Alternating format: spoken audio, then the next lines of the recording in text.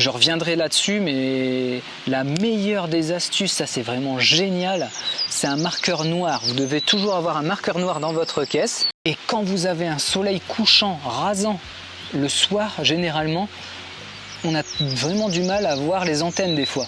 Vous la peignez en noir, vous allez voir, ça ressort, c'est génial. Alors, pour les 2 autres plombs qui nous restent, il est très important de les mettre plus haut que la longueur de votre hameçon en fait. Ça va juste permettre de ne pas vous emmêler lors de votre mise en place de la ligne.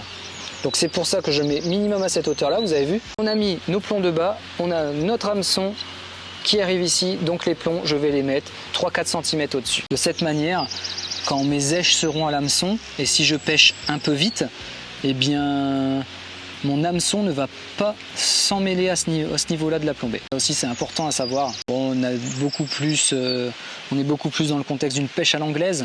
Là en pêche au cou, c'est un peu moins vrai pour les pêches comme ça de gros poissons, parce que les fils sont plutôt rigides. Mais quand vous allez vous faire de la pêche fine, notamment en concours ou pas forcément, pêcher fin, c'est très agréable, les pêches de gardon, d'ablette et de brème, même tout poisson bien sûr. Et bien ça c'est très intéressant.